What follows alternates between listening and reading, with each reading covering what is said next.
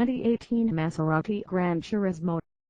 Few car brands in the world have as much heritage associated with its name as Maserati.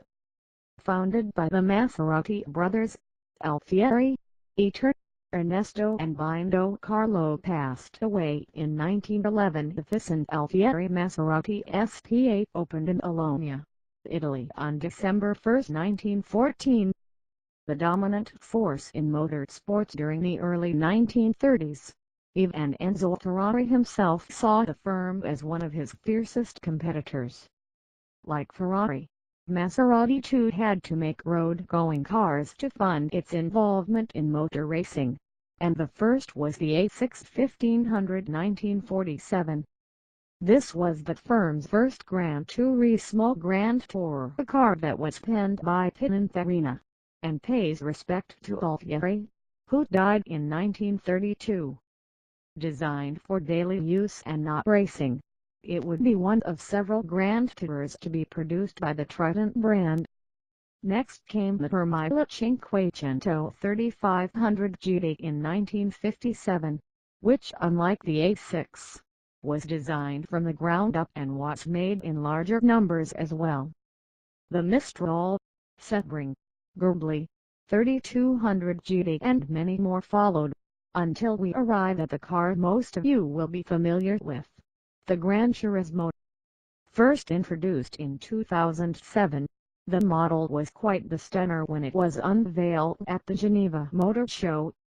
However, many things have changed since that time, and to ensure its halo car remains relevant, Maserati have updated both the GranTurismo and GranCabrio for the 2018 model year. What is it like? We find out on the roads of northern Italy. The most obvious revision is the new front bumper and accompanying splitter, which is joined by a new front grille inspired by the Alfieri concept. Look a little closer, and you'll spot a new headlight finish that proudly brandishes the Maserati nameplate. As for the rear, it too is fitted with a redesigned bumper and diffuser, along with the addition of a rear-view camera.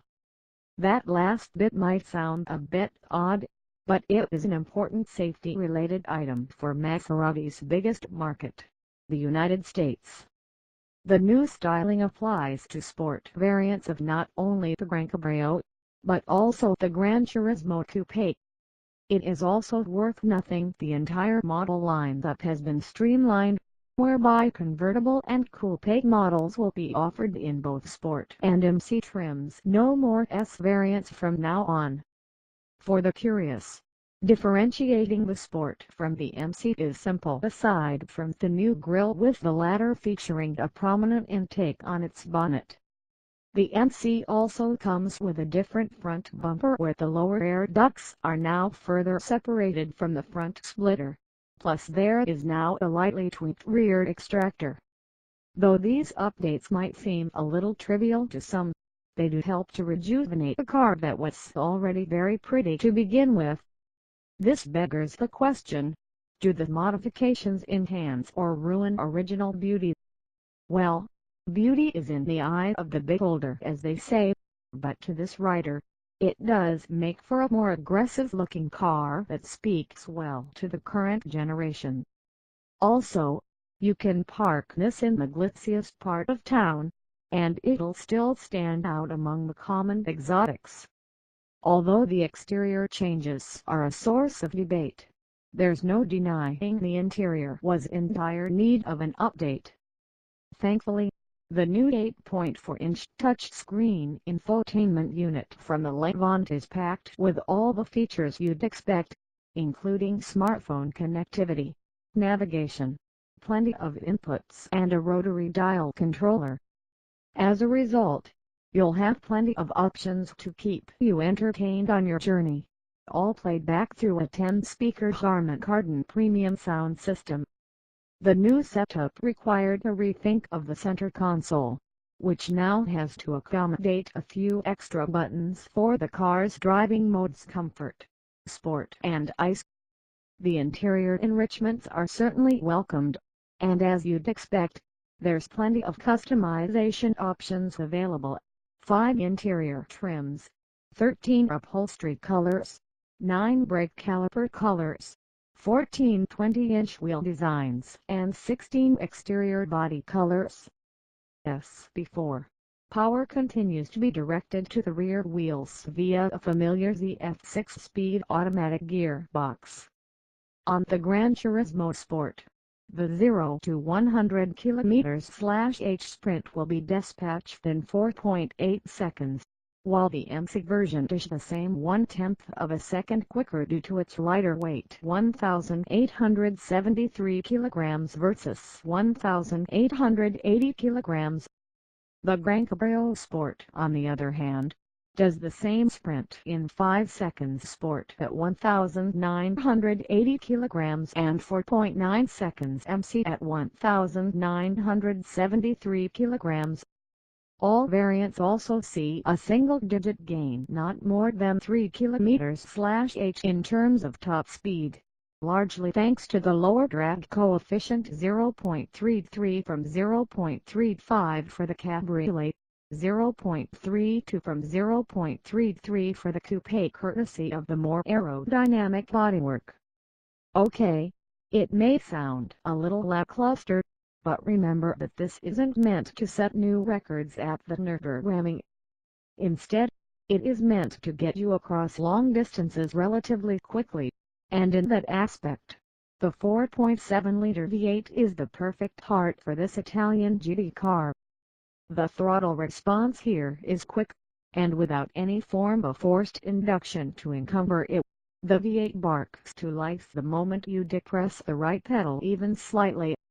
While it may be happy to potter about at low speeds, the engine really comes alive when you rev it to its 7,200 RPM limiter, at which point the splendor of the engine soundtrack is clear for all to hear. It sounds great in comfort mode, but it sounds even better in sport, when the bypass valves open and the exhaust to deliver a deeper and throatier experience. The MC variants take it a step further by completely bypassing the exhaust silencers. While there are plenty plus points, the powertrain's main drawback is the aging ZF 6-speed automatic, which lacks the urgency of more modern transmissions, but otherwise does its job as told. On a more pleasant note, the steering is nicely weighted and offers lots of feedback, partly because it is still a hydraulic setup. Turn-ins are quick and there's a fair bit of accuracy, although a slightly quicker steering ratio would have been preferred. The counter-argument to that last bit is, this being the GT, a slower steering is preferred on highways, so there's that. The GranTurismo Sport comes equipped with the Skyhook system as standard, also on the GranTurismo Sport, offering two-stage damping to suit different needs. In comfort mode, the suspension is well to absorb bumps and road imperfections, making driving around towns and villages a pleasant experience. Unfortunately, this poses a problem, as there isn't an individual driving mode that you can preset. Therefore, if you're in comfort mode and would like to hear the exhaust a little more, you're going to have to put it in sport mode, which makes everything stiff and bumpy. On our drive, we went along Lake Iseto before proceeding through the various hilly provinces of Bergamo. Throughout the journey, the GranTurismo Sport we were in proved to be a delight when cruising within the legal speed limits. It is only when the driving got a little more spirited where we met with body roll, a tendency to understeer, and a realization that the brakes may be overworked to stop the 1,980 kg car. However, if you look at how they enhance the experience of the journey and the way they make you feel, there's nothing else quite like it. Look at Andrea Pirlo. He may be slower than the newer boys on the pitch, but he's still regarded as a top-class footballer. Thank you for watching this video. See you next time. Bye bye.